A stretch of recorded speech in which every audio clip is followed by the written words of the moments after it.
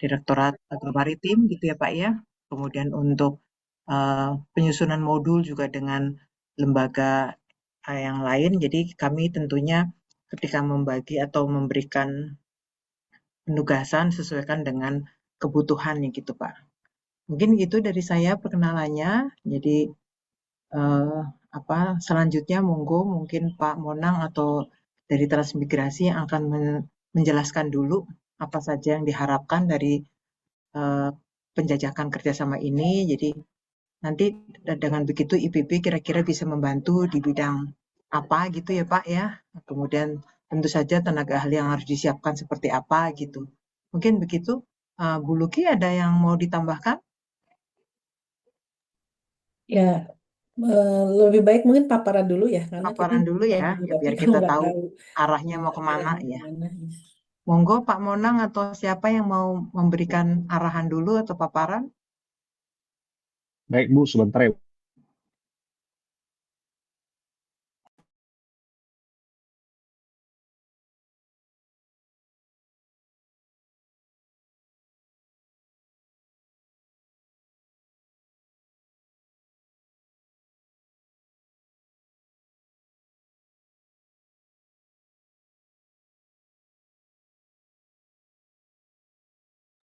Izin Bu, kalau untuk paparan secara khusus, sebenarnya kami kemarin telah melakukan rapat internal eh, tentang penyusunan NSPK ini.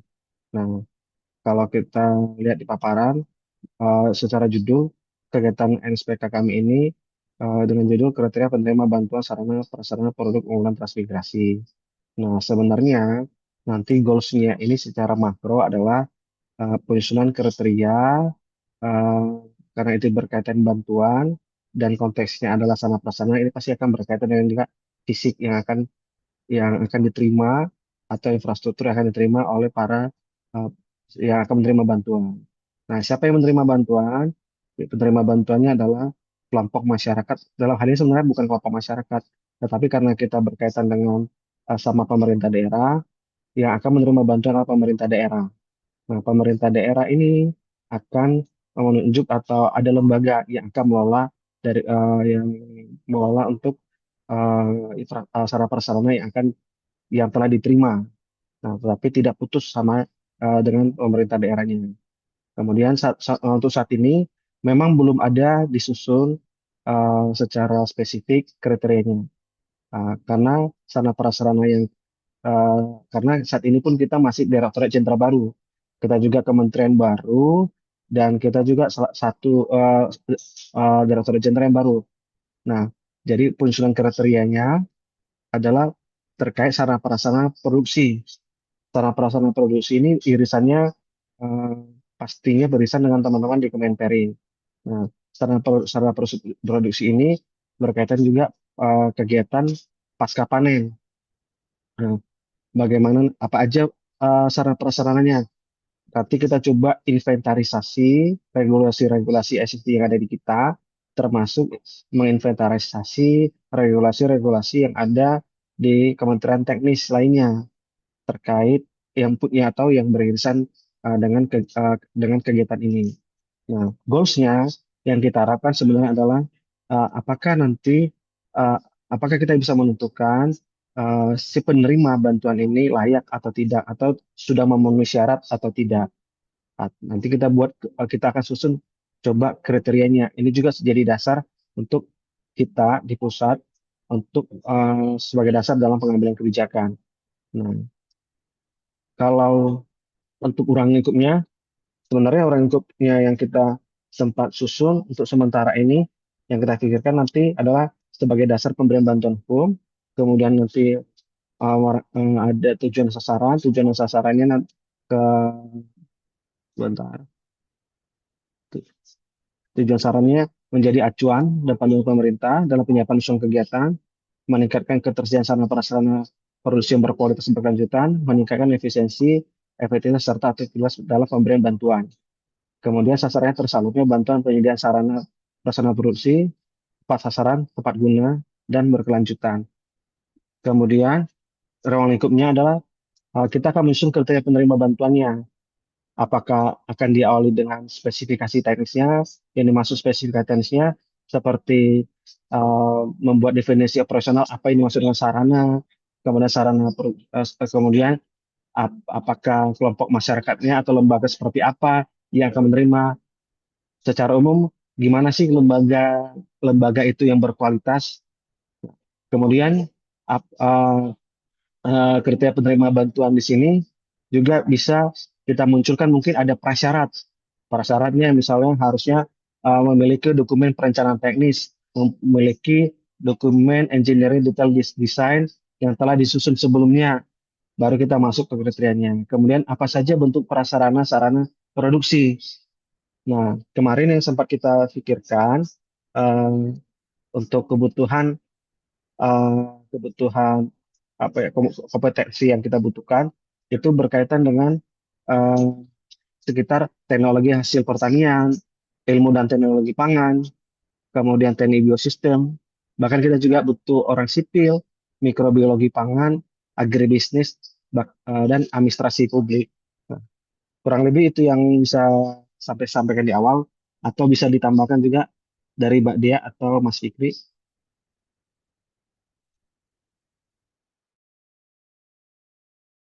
Mungkin Mbak Dea dulu, Bang.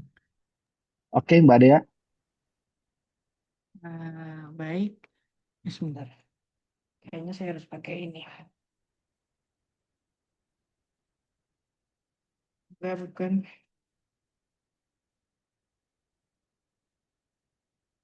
Ah, mohon maaf, saya belum pakai.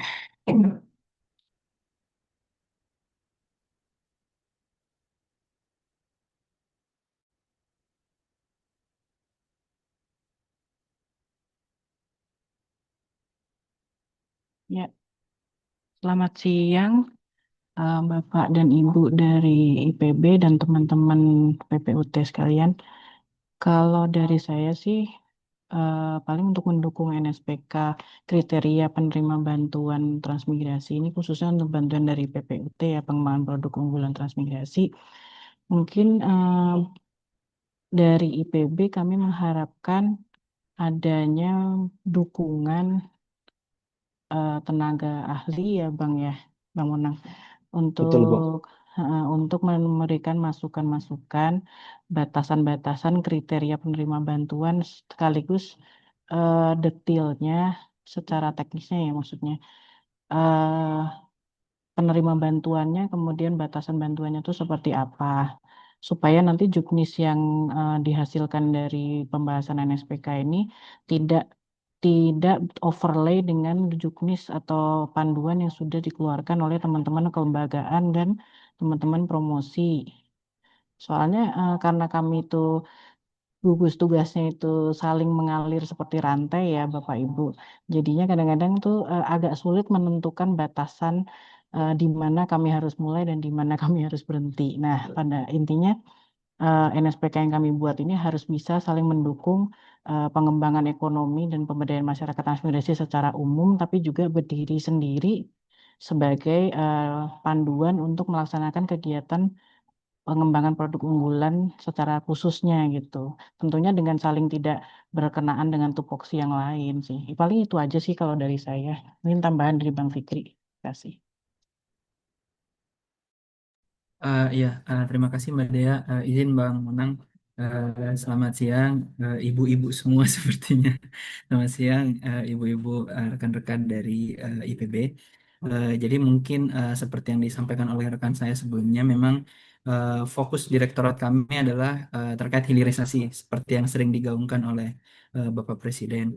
Nah, untuk hilirisasi ini, concern di kami kan sebenarnya adalah bagaimana bentuk hilirisasinya, termasuk teknologinya, prosesnya, mulai dari supply sampai ke end produknya seperti apa. Beberapa waktu yang lalu kami bersama Pak Direktur dengan Mbak Dea mungkin kita sempat berkunjung ke Direktorat PMA di IPB, bertemu dengan Pak Direktur Handian kalau tidak salah namanya, mohon maaf kalau salah.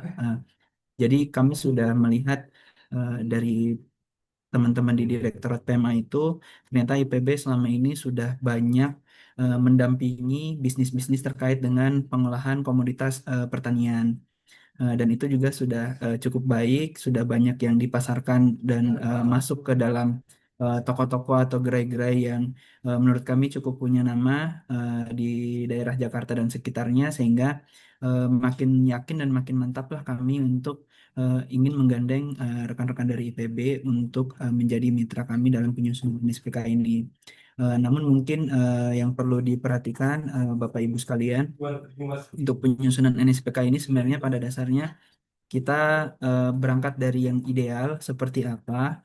Mungkin nanti Bapak Ibu dari IPB bisa membantu kami menyusun bagaimana seharusnya kami menyusun regulasi atau petunjuk teknis. Bentuknya nanti mungkin petunjuk teknis Bapak Ibu, bagaimana menyusun petunjuk teknis yang baik dan benar, sehingga dapat kami pedomani, mungkin bukan hanya di tahun ini dan tahun depan, tapi harapan kami mungkin bisa kami pedomani untuk jangka waktu yang cukup panjang. Harapannya pedoman ini sebenarnya sudah bisa juga digunakan untuk tahun ini, tapi Bapak Ibu sekalian mungkin jangan berpikir ke sana dulu, karena kita paralel aja kalau boleh. Cuman kami titip tetap ideal seperti apa sebaiknya, sehingga nanti petunjuk teknis ini akan menjadi pedoman yang baik, yang kredibel, akuntabel, sehingga dapat membantu semua pihak, baik dari kami di Kementerian Transmigrasi maupun mungkin teman-teman atau rekan-rekan di pemerintah daerah dalam melaksanakan kegiatannya. Jadi kalau misalnya regulasi ini sudah terbit, teman-teman pemerintah daerah bisa menjadi acuan, salah satu acuan untuk melaksanakan kegiatan-kegiatan mereka. Mungkin itu dulu, Bang Munang, Mbak Dea, Bapak Ibu sekalian. Terima kasih. Terima kasih Mas Fikri, terima kasih Mbak Dea. Izin sedikit menambahkan Ibu. Pertama kita dari Direktorat Pengembangan Produk Unggulan Transmigrasi, salah satu dirjen yang baru di Kementerian Transmigrasi, dan kita memang ada tupoksinya untuk menyusun NSPK, khususnya NSPK di bidang pengembangan sarana prasarana produksi unggulan transmigrasi. Nah, terkait pengembangan sarana prasarana produksi tersebut, saat ini memang kita sedang mematangkan untuk penyusunan kriterianya, sehingga nanti pada saat pemberian sarana prasarana yang akan diberikan dari pusat dengan menggunakan anggaran APBN itu tepat sasaran, tepat guna, dan berkelanjutan. Nah, seperti yang di awal disampaikan. Kurang lebih itu yang bisa kami sampaikan, Bu Nuning, Ya, dari kami. Terima kasih. mohon izin Pak Monang. Jadi tadi kan terkait dengan kebutuhan ya. Jadi ini apakah nanti ditujukan kepada para transmigran yang sudah lama atau baru, itu kan tentunya berbeda ya. Misalnya kalau untuk yang hilirisasi tentunya kebutuhan peralatannya mungkin ke yang pengolahan, untuk yang baru diterjunkan mungkin kayak alat untuk mengolah tanah dan sebagainya dan sebagainya. Dan saya tadi mungkin kurang fokus juga ya. Ini outputnya itu baru kebijakan gitu ya, atau baru istilahnya kira-kira apa saja yang mau diinikan, yang mau bantuan alatnya gitu. Karena ini menurut saya juga cukup berhubungan dengan direktorat yang lain ya. Jadi tentunya teman-teman yang di FEM itu juga perlu gambaran gitu loh Mas. Fungsinya direktorat ini tuh atau dirjen ini tuh ada di mana gitu kan.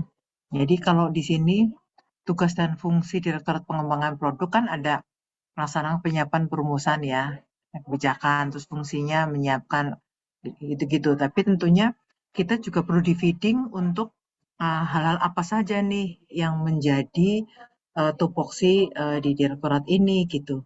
Sehingga nanti katakanlah saran-saran dari tim IPB ini bisa pas gitu. Apalagi ini kalau kita lihat ya, ada pengembangan prasarana produksi, pengembangan teknologi hilirisasi, pengembangan rantai pasok dan rantai nilai produk unggulan, itu kan ke situ juga ya, ke fungsinya ya. Jadi Betul, Bu. artinya itu tadi yang pertanyaan pertama saya, berarti kalau melihat seperti ini, itu bisa juga nanti akan diberikan kepada para transmigran yang awal, ya, maksudnya yang baru gitu, hingga yang sudah misalnya membutuhkan pengembangan produk sampai hilirisasi gitu ya. Itu Baik, dulu Bu. nih mungkin perlu penjelasan. Ditangkap Ya, poinnya Ibu. Terima kasih ya. buat tanggapannya. Saya akan tanggapi. Mungkin bisa juga nanti ditambahkan teman-teman dari PPUT. Nah, eh, terkait outputnya, Bu. Outputnya itu nanti berupa dokumen yaitu petunjuk teknis. Jadi menjadi acuan pada saat pelaksanaan pemberian bantuan. Nah, bantuannya itu adalah prasarana sarana produksi, Bu. Kemudian siapa yang akan menerima? Yang akan menerimanya adalah pemerintah daerah yang akan dikelola sama lembaga baik koperasi ataupun lembaga yang ada di kawasan transmigrasi. Nah, apakah akan diterima para transmigran yang dari awal? Kalau itu balik lagi berarti kita bicara tentang proses bisnis yang ada di antar dua ditjen khususnya. Dan kita ada dua direktorat jenderal, Bapak, Ibu-ibu, ada Ditjen Pembangunan dan Pengembangan Kawasan Transmigrasi, dan kita sekarang di Direktorat Jenderal Pengembangan Ekonomi dan Pemberdayaan Masyarakat Transmigrasi. Jadi proses hulunya itu ada kita pasti ada saling sinkronisasi. Jadi pada saat kalau kita kalau merujuk regulasi existing yang ada, kalau prasarana-prasarana secara regulasinya sudah ada ibu-ibu ada di undang-undangnya kita, Undang-Undang 25 tahun 2016 tentang pembangunan dan pengembangan prasarana dan sarana utilitas. Bahkan kalau di situ disebutkan sudah ada sarana sarana produksinya dan dengan terminologi sarana ada sarana industri. Nah, peruntukannya itu ada di kawasan transmigrasi. Kawasan transmigrasinya saya coba share. Kelihatan nggak ya, Bapak Ibu? Masih terlihat nggak di Udah layar ya? di slideshow mungkin Pak Monang? Sebentar. Iya, karena kecil-kecil ini Siap, buat saya yang siap, sudah rada siap, siap. ya. Jadi ini ilustrasi misalnya ini adalah kawasan kita transmigrasi, ada kawasan kita transmigrasi, ada SKP, kemudian ada KPB, kemudian nanti kalau di Ditjen PPK Trans itu nanti sudah ada nyusun seperti dokumen perencanaannya, kemudian mereka melakukan pembangunan, penempatan transmigrasi, kemudian juga ada pengembangan kawasannya, dan mereka berfokus pada kegiatan off farm-nya, ibu-ibu. Ya. Koreksi, on farm-nya, on farm. Kalau kita adalah berfokus kepada pasca panen atau off farm-nya. Oh, Jadi oke. apa sarana prasarana yang bisa kita berikan untuk mendukung kegiatan off farm-nya? Nah, bagaimana mentransfer barang mentah atau raw material menjadi barang jadi? Nah, berarti ada komoditas unggulan. Komoditas unggulan itu yang akan kita coba olah dengan menghadirkan sarana prasarana produksinya supaya ada produk unggulan di kawasan tersebut. Yes. Nah, Oh, bersambung dengan Patriot bisa berarti ya? bisa, Kalau Ibu. hilirisasi ya, OVOG Siap, itu kan siap. ya. Jadi kita fokusnya untuk saat ini yang seperti disampaikan di awal itu ada masih pada saat ke prasarana produksinya. Kalau di Permen kita udah ada payung hukumnya kalau untuk sarana prasarana, tapi eh, perlu definisi secara terang lagi nanti di petunjuk teknisnya karena untuk prasarana produksi belum disebutkan di Permendes nomor 25 tahun 2016 tersebut. Nah, karena di Permendes 25 2016 itu terkait terkait tentang pengembangan prasarana tersebut masih hanya sebatas menjelaskan sarana produksi, sarana industrinya. Nah, nanti yang saya maksud tadi, nanti kita coba menjelaskan prasarana apa aja yang bisa atau potensi bisa dikembangkan. Itu salah satunya, salah satu rangkupnya. Salah satu rangkupnya yang kita akan susun di petunjuk teknis. Kemudian, bagaimana kesiapan kelompok masyarakatnya.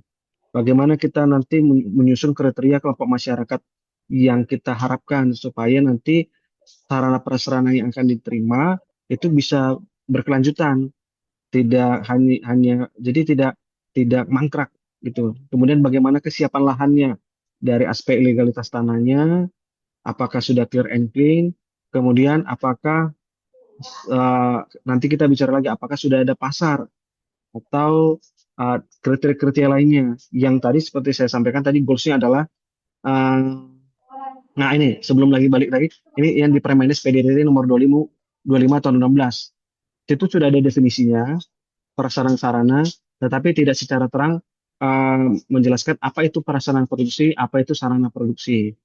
Nah tapi kita bisa masih mengacu ke Permendes nomor 25 tahun 2016. Kemudian di sini disebutkan sarananya berupa industri pengolahan, komponennya ada berupa ruang kantor pabrik, ruang produksi, dan seterusnya dan seterusnya. Nah, kemudian yang tadi itu yang paling kita fokuskan yang di poin 4 tadi maksud saya yang bentuk sarananya.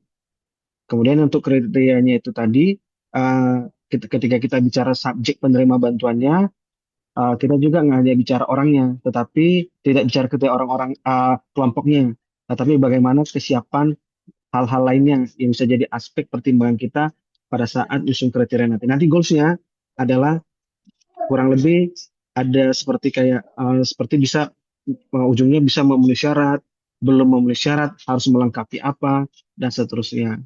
Kurang lebih itu Bu untuk tanggapan yang boleh saya sampaikan atas pertanyaan disampaikan Bu Nuning.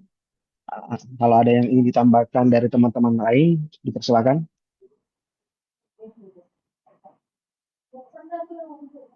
Atau ada tanggapan dari Bu Nuning?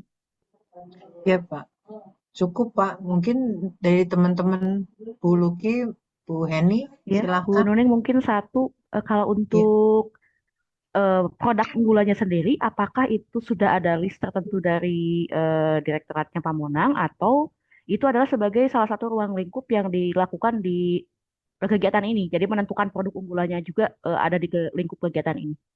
Gitu Pamonang. Sepertinya Kalau yang untuk menentukan produk unggulan, ini kita diskusi ya Bu. ya, Mungkin saya juga ini juga nanti bisa ditambahkan dari teman-teman. Untuk di NSPK ini menurut saya kita nggak menentukan Produk. produk unggulan ya Bu. Tapi kita lebih menentukan kriteria yang akan menerima bantuan.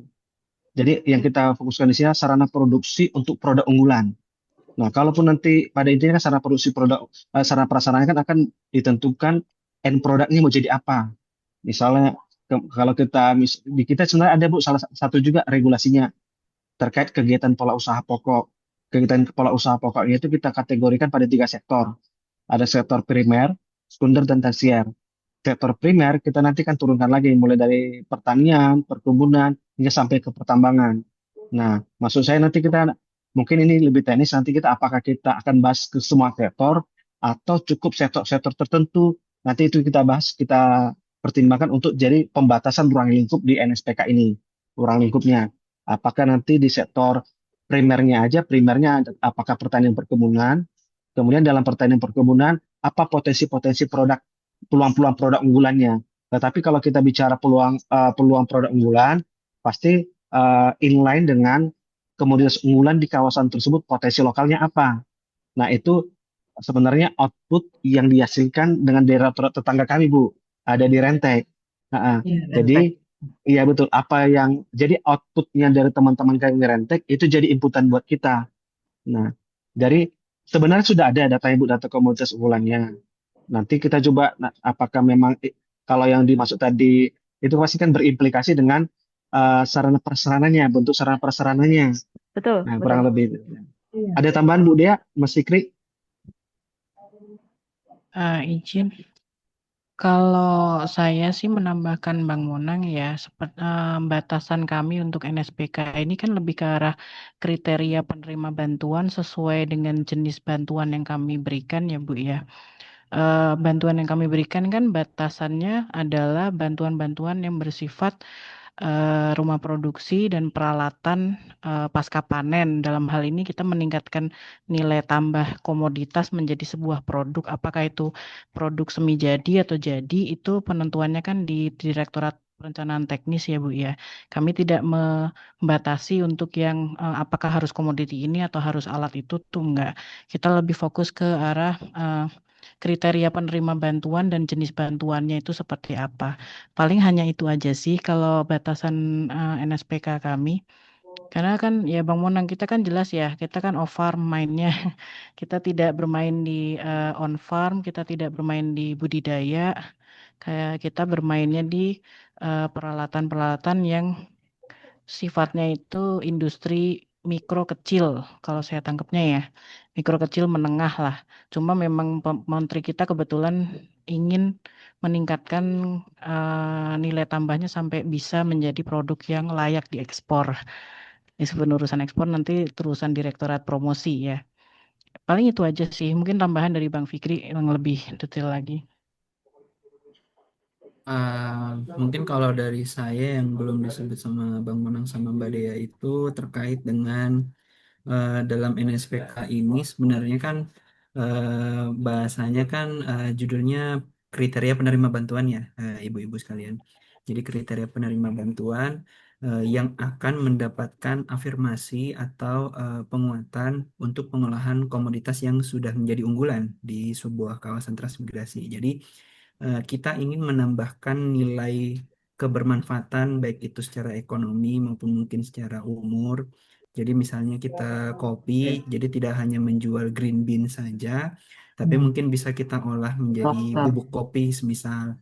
Ya, atau jadi roster. kita ingin sebenarnya NSPK ini eh, menyusun semacam acuan bagaimana sih pengelola rumah produksi juga yang dibutuhkan, baik itu secara sumber daya manusianya seperti apa yang dibutuhkan untuk eh, mengolah atau menggunakan mesin-mesin pengolahan yang akan digunakan, karena kan operator mesin itu kan sebenarnya ada kebutuhan atau persyaratan teknis yang dibutuhkan kan ya.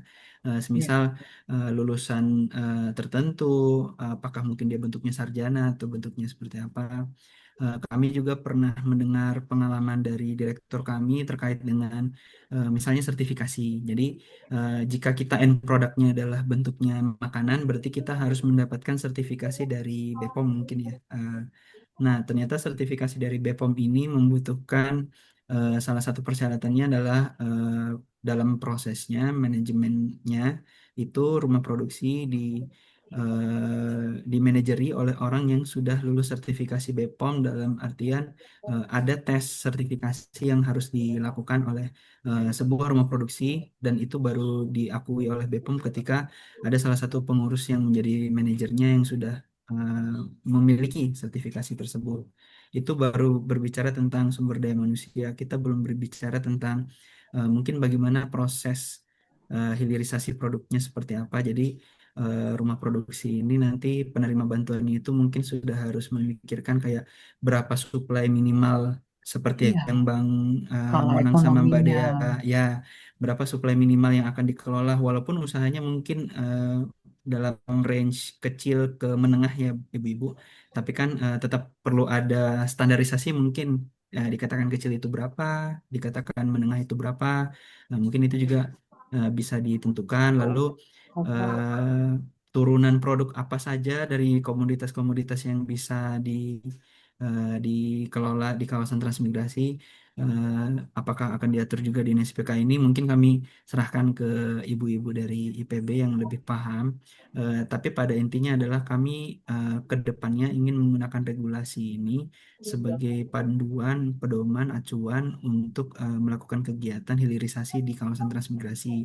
Jadi baik dari sisi fisik, infrastruktur, sarana prasarana, entah itu mesin peralatan, mungkin bangunan, eh, infrastruktur pendukung seperti air bersih, ketersediaan listrik, aksesibilitas untuk logistik mungkin ya. Lalu juga kelembagaannya seperti apa, sumber daya manusia yang dibutuhkan seperti apa. Nah, jadi eh, agak agak luas ya kalau kita mau lihat ruang lingkupnya sebenarnya agak luas. Tapi balik lagi ke yang disampaikan oleh rekan-rekan saya sebelumnya, bagaimana cara kita memilah yang mana menjadi tugas dan fungsi dari pengembangan produk unggulan dengan tugas dan fungsi dari rekan-rekan kami di Direktorat Jenderal kami. Soalnya Direktorat Jenderal kami ini meskipun baru, tapi sebenarnya kan secara proses ini sebenarnya adalah proses hulu ke hilir. Jadi dimulai dari perencanaan, lalu dilanjutkan oleh pembentukan kelembagaan, pembangunan infrastruktur, fisik, lalu pemasaran dan promosi produk, lalu pemberdayaan masyarakat. Jadi bagaimana kita bisa memilah, oh ini nih yang menjadi tusinya kami di pengembangan produk unggulan dan ini yang harus diatur di dalam NSPK ini. Mungkin itu Bang Monang, Mbak Dea, mohon koreksi kalau salah. Mas Terima kasih. Fikri, Pak Monang. Komentar ya. Ya, eh, baik, terima kasih Pemonang, Budaya, dan Pak Fikri. Mungkin tadi menegaskan bahwa kalau kita bicaranya adalah produk unggulannya, mungkin sudah ada listnya atau outputnya dari direktorat lain. Tapi kemudian tadi mengingat setiap produk unggulan akan memiliki sarana dan pasaran yang berbeda, sehingga kemungkinan besar juga kriteria yang akan kita tetapkan untuk Yes, setiap produk mungkin berbeda, atau mungkin beda. nanti akan kita buat dalam bentuk klaster apa gitu ya, klaster Yes. komunitas tertentu atau tidak. Hanya mungkin apa namanya tadi eh, penegasannya adalah pada output untuk produk unggulannya sendiri sudah output dari direktorat lain, dan nanti mungkin diskusi berikutnya yang memastikan akan ruang lingkupnya berada sampai produk unggulan Pas seperti apa gitu Monang. mungkin ya Pak Munang. Ya. Terima kasih Bu Mungkin Nining. Pak Monang, izin Pak Monang. Ya, Bu. Ya, jadi sepertinya ini Pak Menteri ingin melakukan secara paralel ya Pak Monang ya. Di satu sisi direktorat yang lain mencoba membuat One Village One CEO atau One Village One Product gitu ya. Di mana di situ juga penekanan untuk produk unggulan dan hilirisasi itu mulai ditekankan gitu ya. Nah, di situ juga ada juga studi yang menyatakan kriteria atau indikator kawasan transmigrasi itu saya kalau nggak salah ada yang maju, berdaya saing, mandiri gitu ya. Nah, tentunya ini semua tidak bisa terlepas dari tadi eh, karena di tempatnya direktoratnya Pak Monang adalah khusus untuk pengembangan sarana prasarana yang sifatnya kehilirisasi gitu ya. Tentunya sebetulnya apa yang menjadi temuan di kajian Patriot atau yang sebelumnya itu juga menjadi input di kegiatan ini gitu ya. Karena kita harus mencari kriteria penerima bantuan dan jenis bantuannya. Nah, tentu saja karena kita yang ini sifatnya adalah kriteria penerima bantuan adalah orang-orang yang sudah mengolah ya. Intinya kan gitu ya, yang sudah mengolah katakanlah produk-produk unggulannya mereka gitu kan. Terus otomatis jenis bantuannya apa. Nah, kita berarti garis merahnya adalah mencari kriteria dan jenis bantuan untuk pengolahan eh, sarana untuk pengolahan kan gitu ya. Nah, adapun nanti misalnya Bu Heni tadi bilang untuk mengklasterisasi karena mungkin sangat beragam gitu ya. Mungkin misalnya untuk produk-produk yang sifatnya tanaman perkebunan itu perlu diapakan, tanaman itu mungkin ya nanti bisa bisa ke sana Bu Heni ya. Jadi misalnya kayak tadi kopi, coklat, mungkin seperti apa kebutuhannya gitu. Mungkin kenari dan sebagainya bisa jadi itu satu klaster. Kemudian untuk yang lain-lain juga demikian. Nah, saya pikir akan sulit ya ketika kita belum mendapatkan informasi terkait produk-produk unggulan dan arah pengembangannya mau kemana. Istilahnya begitu ya. Karena kita harus memikirkan kriteria penerima bantuannya dan jenis bantuannya. Kalau kita tidak mendapatkan katakanlah informasi terkait apa sih yang mau dikembangkan. Nah, kalau kita sudah tahu apa yang mau dikembangkan, tentunya kita bisa memikirkan jenis jenis bantuannya atau sarananya seperti apa. Kemudian siapa yang pas menerima bantuan itu gitu ya. Karena tadi mau skalanya dan apapun itu kan otomatis harus supply chain-nya harus jelas. Ya marketnya harus jelas. Karena kalau enggak nanti mangkrak bantuannya, menjadi mangkrak, tidak bermanfaat gitu. Nah, saya pikir tim ini nanti juga membutuhkan tuh informasi yang seperti itu gitu. Itu sih menurut pendapat saya. Monggo kalau ada yang mau menambahkan. Boleh menambahkan ya, eh, Pak Monang, Budaya, dan Mas Fikri.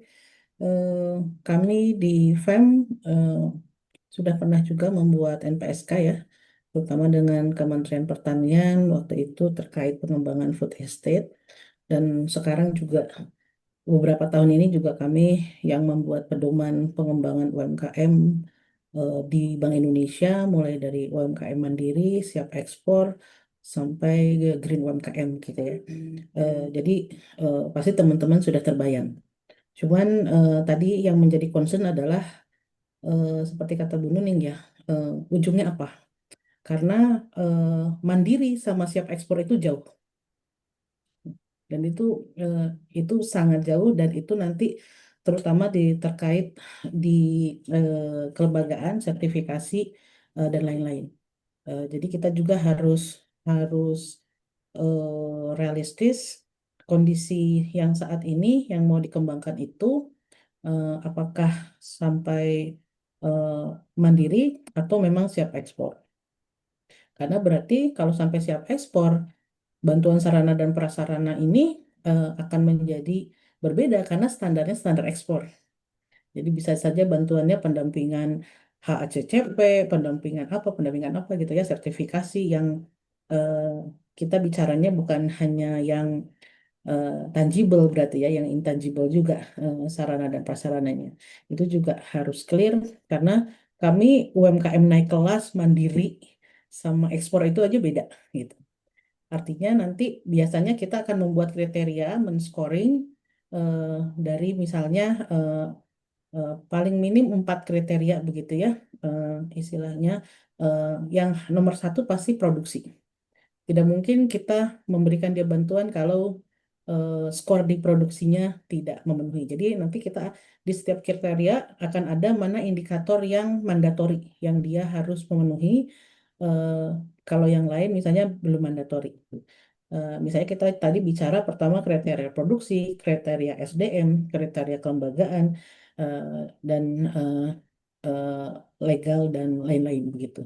Jadi eh, eh, dengan yang lain-lain kita biasanya bisa 4 atau 6 kriteria yang nanti eh, detail lagi kita bedah begitu. Jadi penting tadi melihat ujungnya dan juga melihat subjeknya. Karena dengan BI saja per pedoman itu berbeda ya. Eh, Pedoman untuk makanan minuman, tekstil produk tekstil, terus apa eh, kria sama wasra itu beda. Jadi itu pedoman yang terpisah. Jadi eh, kita juga harus hati-hati jangan karena memang sama-sama makanan minuman aja ternyata makanan minuman itu yang paling ribet gitu. Karena ada unsur resiko. Begitu produknya harus ada pemanasan heat begitu itu berarti udah resiko tinggi. Itu nanti pasti bantuannya akan menjadi beda lagi. Jadi dibanding dengan produk yang lain yang akan menjadi lebih PR itu yang makanan minuman olahan. Kalau kalau perkebunan kebanyakan kan memang kita istilahnya hanya sampai pasca panen selesai eh, ya memang nggak green bean tapi juga nggak sampai menjadi yang perlu thermal eh, untuk prosesnya. Jadi itu yang kita perlu juga eh, considerate gitu ya karena akan menjadi berbeda. Tapi saya juga mau bertanya ini ya. Jadi sebenarnya ini sebelum atau sesudah petunjuk teknis gitu. Karena biasanya kita turunannya petunjuk teknis, tapi ini kalau saya pahami jadi kebalik ya, kita dulu baru teknisnya. Itu pertanyaan kedua. Eh, Pertanyaan ketiganya, eh, kami di FEM ini, alhamdulillah tahun ini di ada banyak kerjasama dengan Kementrans begitu ya. Jadi ada yang 38 kabupaten ya Bu Nuning di eh, Transmigrasi Patriot. Setelah itu juga kemarin kita 4 tim juga untuk Rentek yang di Aceh dan Sulawesi Barat. Plus ada kemarin dihubungi juga 1 tim lagi untuk promosi produk unggulan. Yang ternyata 3 direktorat ini tidak boleh timnya sama. Saya Sama mumet mau menang. Eh, indikator belum, Bu, Nah, belum. tambah. Nah, apakah memang ini juga berlaku bahwa ini tidak boleh dikerjakan oleh tim yang sama? Makanya Sekarang yang saya ajak nih tim yang belum terlibat manapun nih. Jadi Bu Heni, eh, Mbak Lea dan Bu Dewi ini memang belum masuk ke Patriot dan Karya Nusa ya yang promosi. Jadi itu juga mohon kejelasan supaya nanti kita clear dan mungkin timeline waktu juga ya. Karena nanti deg-degan semuanya sama beresnya gitu ya. November wah deg-degan juga gitu. Semua mulai Agustus akhir sampai November gitu. Jadi kita juga harus, kami di FEM kemarin juga memang biasanya tidak hanya tim FEM, jadi yang Rentek kemarin juga melibatkan teman-teman dari Fateta yang lebih eh, dari teknologi pertanian yang lebih tahu di processing ya pasca panen dan di Faperta yang lebih eh, paham di on farmnya begitu. Terima kasih Pak Mona dan teman-teman. Baik, makasih Bu Luki ya. Baik. Eh, saya coba menanggapi apa yang disampaikan Bu Luki terkait yang disampaikan Bu Luki terkait ujungnya, maksudnya sasaran akhirnya atau seperti output akhirnya untuk produk unggulan ini skalanya gimana. Nah, ini mesti penilaian personal mungkin ditambahkan sama Budia sama Mas Fikri. Untuk di kita skalanya untuk ini sebenarnya memang arahan Pak Menteri itu dalam skala ekspor, tetapi memang uh, secara umum kesiapan untuk ekspor itu kami lihat mungkin hanya bahkan mungkin terhitung dengan beberapa kawasan, bahkan butuh sentuhan atau intervensi tidak hanya dari transmigrasi. Tapi kalau hanya intervensi di transmigrasi itu kita cukup hanya di skala regional. Nah, bagaimana untuk meningkatkan skala regional dari lokal ke regional? Ini bersambung juga disampaikan sama Bu Nuning. Memang di kawasan kita itu sudah ada status, misalnya statusnya bersaing, mandiri, berkembang, dan seterusnya. Nah, memang si Yogyanya dengan status kawasan tersebut menggambarkan mana kawasan-kawasan atau kesiapan-kesiapan kawasan yang siap untuk dilakukan atau diintervensi dengan kegiatan hilirisasi yang ada di PPUT. Nah, kemudian yang ketiga terkait eh, apa namanya kompleksitasnya tadi memang menarik yang disampaikan Bu Kay. Memang skala bicara secara idealnya memang Iya. per setiap per sektor itu nanti ke sektor pertanian ada subsektornya lagi. Nah, memang beda-beda. Nah, tetapi eh, seperti yang di awal kriteria yang kita harapkan ini sebenarnya penekanan atau fokusnya lebih kepada penerima bantuannya bicara tentang subjeknya, bicara kelompok masyarakatnya, bicara eh, bagaimana lembaga klasifikasi lembaganya. Nah, kalau misalnya pun kita bicara ruang lingkup jenis prasarananya tadi, mungkin lebih umum yang menurut saya untuk di awalan ini. Karena kalau memang sampai spesifiknya, memang sampai kita memisahkan per sektor-sektornya, memang bagus Bu, tapi memang kita belum ada mengakomodir untuk itu. Tapi kalau itu nanti jadi pembahasan selanjutnya yang kami akan bahas di internal seperti apakah memang membentuk klaster yang sampai kayak Bu Henny sampaikan tadi. Nah, mungkin itu bisa untuk di tahun ini. Terkait timeline pengerjaannya memang seperti sama Bu kayaknya ya. Maksudnya uh, kita memang baru memperoleh tambahan anggaran, dapat restu dari Kemenkeu dari BA Bun juga. Buka kerannya itu baru mulai bulan ini Bu. Dan memang ini rencananya kami pun ini sebenarnya di awal di 4 bulan Bu, 4 bulan terhitung bulan dari bulan Juli. Nah, tapi karena ini kita molor 1 bulan, kita sebenarnya mencoba bukan mencoba menyusun timeline itu 3 bulan, artinya itu bulan kalau boleh bulan 10 jenis ini sudah selesai. Nah, terkait regulasi petunjuk teknis ini sebenarnya apa namanya payung hukumnya nanti dia punya dua payung hukum dalam permen bantuan dalam peraturan menteri dalam pemberian bantuan. nanti jadi bagian untuk yang merincikan terkait lebih operasional eh, dari permen bantuan hukum tersebut. Nah, karena memang sarana prasarana itu yang umum sudah ada, nah, tapi karena ada diksi tambahan satu diksi yaitu sarana prasarana produksi, itu kan membuat ada hal yang harus dijelaskan lebih detail, bahkan untuk kriterianya, karena berbeda dengan sarana prasarana yang ada di desa sebelah. Mereka prasarananya seperti jembatan, infrastruktur dasar lah. Sarana juga ada sarana kayak sarana air bersih dan sebagainya. Kita nggak masuk ke situ. Tetapi karena ada tambah satu diksi, yaitu diksinya itu adalah produksi yang kita interpretasikan lebih kepada hilirisasi, yang itu belum juga diakomodir di permen, makanya eh, kita sebagai juknis untuk mengoperasionalkan daripada permen yang sudah ada di atasnya, yang juga saat ini ongoing prosesnya. Itu aja Bu, tanggapan saya. Mungkin ada tambahan dari Mbak Dea dan Mas Fikri.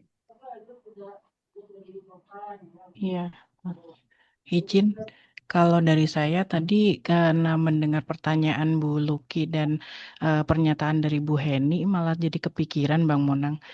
eh Pembatasannya untuk penerima bantuan kita tuh mungkin bisa dibuat dalam beberapa kriteria seperti yang tadi dibilang oleh Bu Heni ya, level-levelnya.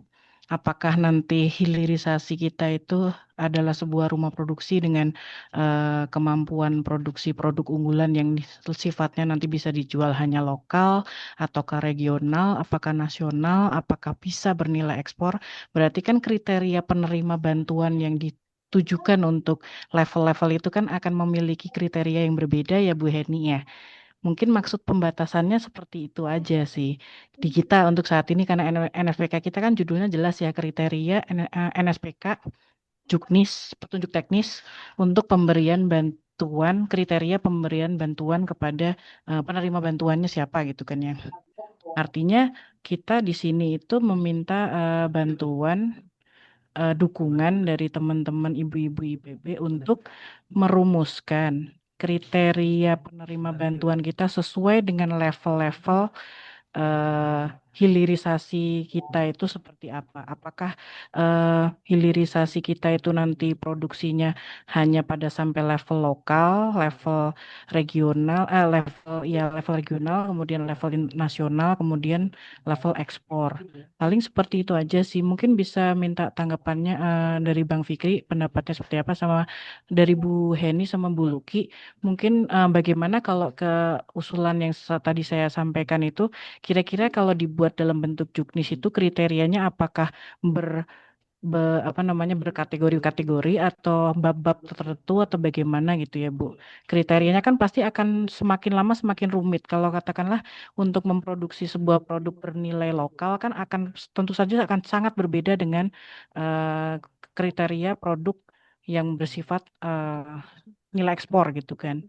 Artinya kan penerimanya akan semakin lama semakin diberi persyaratan semakin rumit untuk memenuhi standar yang ada gitu kan. Mungkin NSPK yang kami akan susun akan lebih berfokus pada poin-poin yang seperti itu. Jadi penerima bantuan kami itu siapa, kemudian levelnya harus seperti apa untuk memenuhi tingkat produksi produk unggulan yang bisa dijual dalam skala apa. Seperti itu aja sih tanggapan saya. Terima kasih. Izin Bang Monang mungkin menambahkan sama Mbak Dea. Jadi kalau yang tadi kan sempat disebut ada beberapa sektor ya. Jadi sebenarnya kemarin Bang Monang, Mbak Dea mungkin belum tahu juga, tapi mungkin pernah saya sebutkan untuk klasterisasi kegiatan atau sektor sebaiknya kita kan mengacu ke apa namanya Kementerian Teknis. Jadi semisal terkait pertanian kan ada Ditjen Pertanian, ada Ditjen Tanaman Pangan, ada Ditjen Perkebunan, ada Ditjen Peternakan. Terus kalau di Kementerian Kelautan dan Perikanan ada Ditjen yang Perikanan Tangkap, ada Ditjen Perikanan Budidaya dan seterusnya. Jadi mungkin terkait dengan klasterisasi tadi yang sempat disebutkan, mungkin bisa mengacu ke Kementerian Teknis. Nah, sementara kalau misalnya melanjutkan yang Mbak Dea sampaikan tadi, sepakat. Jadi sebenarnya kan eh, penerima bantuan ini untuk saat ini ya Ibu-Ibu, penerima bantuan ini sebenarnya bentuknya sangat luas. Nah, semisal bisa nggak kita dalam regulasi ini mengerucutkan sesuai dengan kebutuhan kira-kira siapa penerima bantuan yang bisa mengelola sebuah rumah produksi dengan skala produksi kecil sampai menengah. Nah, jadi kalau misalnya di pikiranku tadi kita perlu melakukan apa ya, identifikasi mungkin jenis apa bentuk badan usaha seperti apa, dokumen legal yang dibutuhkan apa, mungkin profil usaha dan lokasinya di mana, apakah pernah terdaftar resmi, karena kan kelompok tani juga sebenarnya kan ada pendaftaran resminya ya, tapi kan kelompok tani mungkin dia mengelolanya di on farm seperti bahasa Bang Monang tadi, ada on farm ada off farm. Jadi mungkin kelompok tani ketika dia ingin melebarkan lini bisnisnya bisa saja menjadi ke industri pengolahan, kami tidak menutup kemungkinan. Lalu kita cek juga struktur organisasi rencana usahanya seperti apa. Nah, kalau yang bisa saya sampaikan sih sepertinya kita membutuhkan kayak semacam bagaimana standar kelayakan ya, penerima bantuan itu seperti apa. Kita bisa menilai dari beberapa item, dan item itu apa saja. Kalau tadi Mbak Dia kan melihat bagaimana potensi pasar, ya betul. Salah satunya kalau saya bisa sarankan sih eh, potensi pendapatannya seperti apa, terus target pasarnya itu sudah sampai mana, apakah dia punya potensi untuk ekspansi pasar mungkin dari lokal ke regional atau bahkan ke nasional atau bahkan seperti mimpinya Pak Menteri ke internasional. Itu juga mungkin kita bisa bikinkan instrumen gimana cara kita menilai. Pernah juga kami bahas dengan tim terkait dengan apakah nanti unit usaha ini sudah pernah mendapatkan akses pembiayaan dari perbankan. Ini kan juga sebenarnya bank itu kan tidak tidak mudah untuk mengeluarkan pinjaman ya. Tentu bank membutuhkan beberapa jaminan-jaminan yang sebenarnya kalau misalnya bank sudah pernah memberikan pinjaman berarti artinya organisasi atau badan usaha ini dinilai oleh bank cukup kredibel mungkin. Jadi mampu dikembalikan dalam kurun waktu tertentu. Jadi mungkin kita eh, makin makin luas ya bagaimana kriteria-kriteria yang bisa dipikirkan. Tapi harapan kami instrumen-instrumen tersebut bisa disusun mungkin secara apa namanya runut sehingga kita tahu apa yang mesti ditackle pertama dan apa yang bisa menyusul belakangan. Jadi eh, kita bisa mulai dari mana karena transmigrasi itu terkenal kalau di kementerian kami transmigrasi itu terkenal sebagai kementerian yang step by step. Jadi kita nggak bisa melangkah ke kegiatan lain kalau kegiatan sebelumnya belum diselesaikan. Nah, harapan kami juga di tempat kami seperti itu. Mungkin itu Bang Monang, Mbak Dea, Oke, makasih ibu-ibu Mbak sekalian. Fikri, Mbak Dea. Izin menambahkan saya jadi teringat gini, Bu. Apa yang dimaksud sama Mbak Bu Heni, misalnya nanti kan atau sama sama Bu Luki tadi ya, terkait itu nanti kan ada apa namanya, harusnya ada khusus untuk tiap-tiap sektor atau tiap-tiap subsektornya. Tapi perlu diingat juga, saya teringat sebenarnya kan tadi kan seperti disampaikan sebelumnya, eh, kita juga tergantung sama supply output dari teman-teman rentek. Bagaimana kalau misalnya nanti di dalam juknis kita ini disebutkan saja sudah tersedia dokumen feasibility study atau dokumen perencanaan terhadap produk unggulan yang ada di kawasan dikawal pada kawasan. Jadi itu jadi satu persyarat yang kita sebutkan di juknisnya kita. Nah, kurang lebih seperti itu aja yang saya teringatnya. Kayaknya ada yang mau ditanggapi dari Bu Dewi ini. Baik, terima kasih Pak Monang atas waktunya. Izin Bu Luki, Bu Nuning, Bapak Ibu sekalian.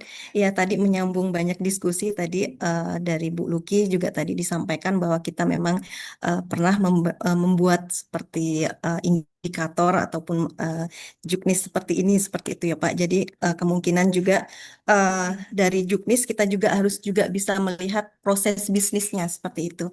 Jadi kita memang tadi dengan Pak Friki bilang bahwa perlu ada identifikasi. Nah, memang yang diperlukan memang ada pemetaan seperti itu. Jadi sebelumnya kita tahu apa sih yang akan kita hadapi seperti itu ya. Kalau kita udah tahu petanya misalnya, kalaupun misalnya ada data yang terkait dengan potensi yang ada atau misalnya di suatu wilayah-wilayah itu posisinya adalah banyak sektor di perkebunan atau tanaman pangan atau yang lain seperti itu. Jadi kita bisa memetakan juga apa kebutuhannya dan itu nanti bisa kita tuliskan juga di dalam juknisnya bahwa ada proses bisnis, di situ ada pemetaan, kemudian ada semacam nanti eh, kita ada untuk penentuan produk unggulan seperti itu ya, produk unggulan, kemudian ada mapping stakeholder siapa yang akan ada di situ, kemudian sampai nanti ada implementasi dan adanya Monef itu adalah proses bisnis secara keseluruhan. Nah, untuk kita implementasinya mungkin kalau sudah ada identifikasi seperti itu kita bisa membuat untuk suatu kriteria. Kriterianya itu bisa kita nanti per sektoral misalnya sektor pertanian tanaman pangan karena memang lebih banyak ke pertanian yang mungkin ya Pak ya. Untuk bidangnya kita akan melihat off-farm di sisi pertanian secara luas. Jadi mungkin di situ apakah ada dia eh, lebih ke arah subsektor tanaman pangan. Nanti kita mungkin bisa sendirikan tuh kriterianya. Kemudian tanaman pangan, kemudian perkebunan, kemudian hortikultura. Seperti itu mungkin tiga itu. Kalau misalnya ada pun misalnya peternakan, nanti bisa kita bedakan lagi seperti itu ya karena core ininya agak berbeda seperti itu. Nanti bisa juga secara umum ada kita mungkin kriteria umum dan nanti ada kriteria khusus. Kriteria umum itu yang meliputi pertanian secara umum tadi, kemudian khususnya tadi per sektor itu juga bisa kita lakukan. Nah, kemudian untuk kriteria misalnya kan mungkin ini sebagai objeknya nanti kelompok begitu ya Pak ya. Bukan Bet- pribadi Betul Bu, kelompok Bu. kelompok ya, baik. Ya, Nah, mungkin secara ini juga kita akan lihat ada kriteria di situ ada kita tetapkan standarnya begitu ya. Ada standar mungkin standar produksi yang tadi Bu Luki bilang ya. Standar produksi nanti kita ada breakdown lagi standar produksi, ada sub indikatornya lagi, kemudian di situ ada pemasaran seperti apa, kemudian sampai kita mungkin melihat kelembagaannya, manajemen bisnisnya mereka, kelompok itu seperti apa, seperti itu kan. Jadi misalnya keaktifan anggota itu kan juga bisa dilihat kemudian aksesnya terhadap informasi apa mereka juga memiliki produk turunan nanti kan bisa dilihat nanti apakah itu potensial tidak untuk dia peningkatan produksi, kapasitas produksi hingga nanti dia bisa perluasan pasarnya akan seperti apa. Nah, kira-kira seperti itu untuk subsektor, kemudian kita ada standarnya per standar yang kelembagaan, SDM dan sebagainya. Nah, nanti untuk penentuannya itu bisa kita scoring, Pak. Jadi scoring, misalnya tadi kan ada tahapan sampai kita misalnya perluasan pasar, pasarnya mau regional kah atau eh, istilahnya dia mau ke level misalnya kabupaten, kemudian naik provinsi atau nanti nasional atau mungkin bahkan nanti ke international ekspor seperti itu ya. Mungkin kita ada tahapan satu 2 3 atau mungkin satu 2 3 saja kita bikin untuk tahapannya. Nanti setiap standar tadi kita kan ada indikator-indikator. Nah, kita lakukan berapa sih nanti existing kondisi yang ada akan kita nilai yang akan istilahnya kita tuju output cluster atau apa ya tadi itu berapa nilainya ada di posisi mana seperti itu.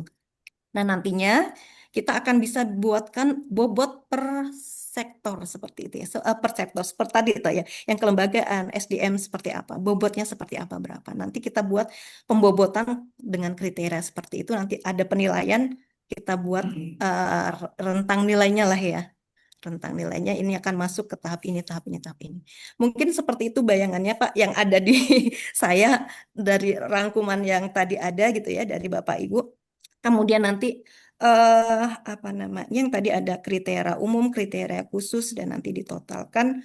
Kemudian secara umum nanti juknis secara keseluruhan ya Pak ya akan ke sana menurut saya Pak. Itu usulan pribadi dan mungkin dia dari yang beberapa yang pernah dilakukan Pak oleh kami begitu Pak. Itu saja mungkin Bapak Ibu, terima kasih. baik, terima kasih Bu Dewi. Eh, Sebenarnya sudah mulai ya dapat gambaran secara ya Bu, secara gambaran lah secara pasar di awal diskusi kita ini. Jadi memang biasanya waktu tadi ya kita menentukan tahapan dan apa dengan metode scoring menjadi penentu, memang indikatornya akan sangat detail, Pak. Misalnya di produksi saja, berapa kapasitas produksi, omsetnya, berapa persen di pasar domestik, berapa di internasional, apakah sudah pemasaran digital atau belum, itu Siap. kriteria seperti itu akan detail gitu. Sampai misalnya di SDM, berapa jumlah tenaga kerjanya, apakah terlatih atau tidak, apakah tersertifikasi atau tidak, itu juga akan detail. Keuangan juga, apakah sudah punya sistem akuntansi yang akuntabel, laporan akuntansi terpisah buku besar buku kecil, pokoknya very detail kan memang. Sehingga kita tahu ini eh, kelompok ini sudah sampai tahap mana gitu.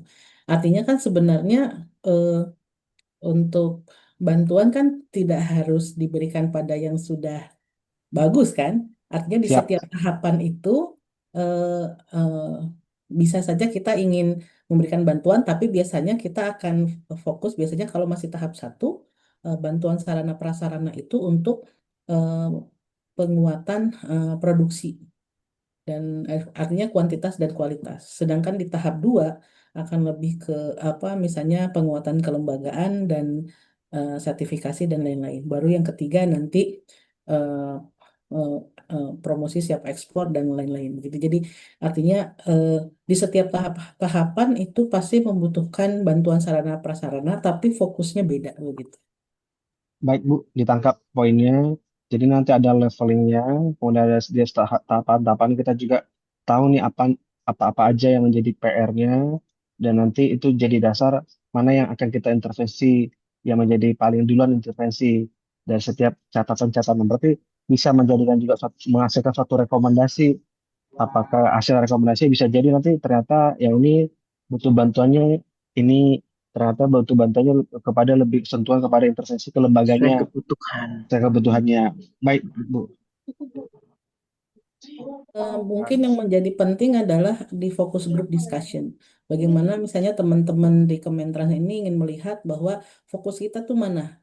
Eh, Membantu kelompok yang produksinya sudah kuat, tapi ya juga kan takut hilang gitu ya.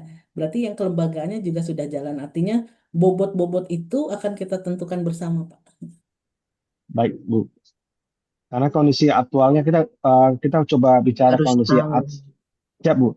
Eh, karena kalau kita bicara untuk khususnya untuk tahun ini kita buka potret secara aktualnya tahun 2025 aja, Bu. Karena kan kawasan Trans itu, apalagi kalau kita bicara lembaga pasti kita bicara tentang koperasi, bicara tentang BUMDes, bicara tentang BUMDesma. Bahkan sebenarnya kalau boleh kita ketahui sekarang kan lagi sedang marak, bukan marak, ya memang arahan untuk ada koperasi merah putih. Artinya lembaga yang baru dibentuk. Ya, lembaga baru dibentuk kan secara identifikasi kan artinya bisa jadi eh, scoring dari 1 sampai 5 dari sisi pembentukannya itu bisa dapat scoring 1. Tapi kalau bicara lagi kepada kompetensinya mungkin orang-orang yang dalam koperasi tersebut yang baru itu bukan orang-orang yang baru, mungkin orang-orang yang sudah lama punya pengalaman lah. Nah, tapi gini Bu, terkait hasil yang kita diskusikan, kita juga dapat insight, kita dapat masukan dari ibu-ibu dari IPB, uh, uh, apa namanya terhadap penyusunan juknis yang akan kita susun ini. Nah, di satu sisi memang kita mengharapkan memang kondisi yang sangat-sangat kondisi yang ideal. Tetapi memang di satu sisi juga kita juga pengen apa namanya apa yang kita susun ini juga bisa tidak membuat apa namanya tidak menjadi atau setidaknya bisa menghasilkan satu rekomendasi apa yang akan apa yang akan diintervensi sehingga nanti jenis ini seolah-olah kayak jadi tidak bisa memberikan bantuan kepada eh, program bantuan yang akan kita sasar. Nah, tapi pada prinsipnya seperti yang sampaikan Mas Fikri yang lebih memahami secara ilmu keilmuannya dari teman-teman ibu-ibu IPB, kita mengharapkan yang memang yang idealnya aja. Nah, walaupun nanti kondisinya itu nanti di kami Bu, ada diskresi pimpinan kami untuk apa namanya membuat dasar kebijakan tersebut. Nah, untuk kelanjutannya Ini seperti apa Bu Nuni? Misalnya nanti apakah apakah setelah pembahasan kita pada hari ini eh, kita bisa apa ya eh, bisa lanjut kepada pembahasan untuk pelaksanaan tindak lanjutnya seperti apa sampai penandatanganan untuk SPK-nya seperti apa. Kemudian memang tadi sudah selesai dari awal, memang terkait waktu timeline memang hampir semua rata-rata memang khususnya untuk SPK misalnya diselesaikan di awal bulan 11 atau di hari bulan 11. Dan memang di kita memang menyusunnya ini di timeline itu di 3 bulan, Bu. Tapi nanti untuk pembahasan yang akan mungkin di tahapan lanjutnya atau di pembahasan di lain waktu, tapi dalam waktu minggu ini atau bisa atau enggak paling paling lambat itu di hari Senin, Bu. Oke. Pak Monang, mohon izin. Halo, Ya, Bu. halo ya. Monitor, Bu. Iya, mungkin begini, karena ini kan tadi semuanya mungkin berkejar-kejaran dengan waktu ya, dengan anggaran. Jadi teman-teman di FEM juga mungkin juga harus mengatur apa SDM-nya gitu. Nah, saran saya kalau memang sudah ada misalnya KAK atau TOR gitu ya yang bisa diserahkan ke FEM, silakan saja Bapak sehingga teman-teman FEM itu bisa mulai mengerjakan proposal. Karena kan kalau urutan-urutan dalam administrasi seperti itu ya, apakah berkirim surat dahulu atau akan ngirim ke AK gitu kan. Jadi ini bentuknya apa? Swakalola tipe 2 atau seperti apa ya, Pak ya? Tipe 2, Bu. Soal Tipe tipe 2 2, ya, Ibu. oke. Hmm. Berarti nanti dari pihak Kementerian berkirim surat gitu ya untuk penawaran apa pekerjaan ini, kemudian kalau bisa dengan berkirim tornya agar teman-teman yang di FEM juga tahu tenaga ahli yang dibutuhkan seperti atau arahnya mau kemana, outputnya seperti itu. Nah, kemudian nanti teman-teman FEM itu bisa membuat tanggapan terhadap tor atau mungkin langsung proposal gitu ya. Dan karena ini waktunya mepet, mudah-mudahan Bu Luki nanti juga bisa tiktokan. Nah, Hmm. barulah nanti kontraknya seperti apa bisa Siap. diskusikan. Nah, kalaupun seandainya apa membutuhkan diskusi lagi, misalnya untuk tornya dan sebagainya, ya mungkin bisa sementara Zoom dulu ya Bu Luki ya, karena memang kalau untuk offline rupanya jadwalnya agak sulit Pak Monang ya, masing-masing sibuk gitu. Nah, Baik, jadi Bu. mungkin seperti itu sih kalau saran saya ya. Gimana Bu Luki? Ya, sama dengan yang kemarin mungkin ya, yang Direktorat Promosi ataupun Rentek, ada surat seperti penawaran Iya, kerjasama dan form kesediaan eh, betul. dari dekan bahwa kami akan mengerjakan dan surat tugas timnya. Iya, menyanggupi gitu. Istilahnya eh, jadi clear bahwa ini akan dikerjakan oleh kami dan timnya juga kami siapkan. Tadi mungkin juga ini timnya kan nggak boleh sama ya dengan yang Rentek, Patriot, dan Karya Nusa. Nah ini juga Sebetulnya gini Bu Luki, kalau untuk tim itu lebih ke keamanan. Yang sudah OB orang bulan itu tidak bisa dipakai lagi di OJ. ya makanya Tetapi kalau dari FEM kita akan sama sekali beda biasanya Mbak. ya kalau kalau memang kalau sama sekali beda itu jauh lebih aman gitu. Jadi monggo saja kan banyak tenaga ahli yang bisa di ini kan meskipun semuanya mungkin juga sibuk, tapi saya yakin Bu Luki bisa lah arrange siapa-siapa yang Hmm. mungkin berkompeten di sini. Jadi memang tadi perlu juga surat biar jelas ya asal usulnya surat penawaran disertai dengan TOR, kemudian dijawab dengan surat kesanggupan gitu kan, dan dijawab dengan proposal gitu, kemudian nanti baru kontrak dan sebagainya. Nah, dalam TOR itu kalau bisa juga disebutkan misalnya dengan jelas gitu ya, outputnya, lamanya, kemudian juga mungkin tenaga ahli yang dibutuhkan sehingga Bu Luki nanti bisa atau bebas juga nggak apa-apa ya Bu Luki lebih leluasa merekrut gitu dan yang penting juga mungkin nilainya sehingga bisa memikirkan ekspektasinya mau seperti apa nih dengan nilai segitu dengan waktu yang sekian gitu ya Bu Luki ya agar sesuai dengan harapan teman-teman dari Kementerian mungkin itu sih. Baik Bu Nuni, nanti terkait yang sudah-sudah memang kita dapat info juga dari teman-teman terkait surat atau taruh RAB yang memang dari kami akan coba sampaikan besok Bu. Nah, apakah ini melalui Bu Nuning atau seperti apa Bu? Atau gimana Ibu? Masih di mute Bu?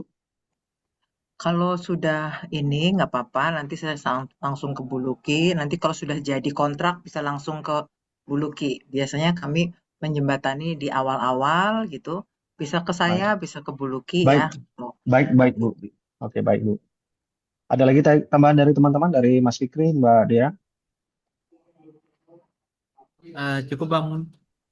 Baik. Kurang lebih itu aja Bu Nuning, ibu-ibu sekalian, Bu.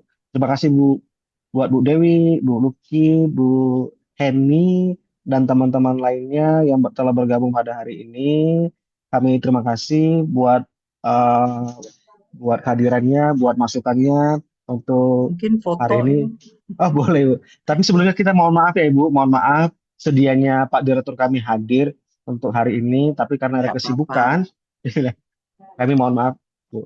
Kita foto Tapi dulu mungkin dokumentasi foto Bu. perlu agar untuk apa dokumentasi ya, bahwa Siap, ini siap pernah Ibu. kita diskusikan dan sebagainya. Semuanya kan ada ininya, biar ada Siap. urut-urutannya. Baik Ibu, saya pandu ya Bu untuk foto ya. Ya, 1, 2, 3. Oke Ibu, sudah saya ambil foto. Terima kasih terima kembali kasih. Bapak Ibu Ya, buat semua makasih Pak waktunya. Mona, Sama-sama, Pak Fikri, Bapak Baik. Ibu. Bu Dea, Oke. Terima Bu kasih, Bu. Luki, Bu Oke. Henny, Bu Dewi. Terima kasih. Izin live. Izin I- live. Izin pamit. Izin saya akhiri meetingnya ya Bapak Ibu ya. Ya, monggo Pak.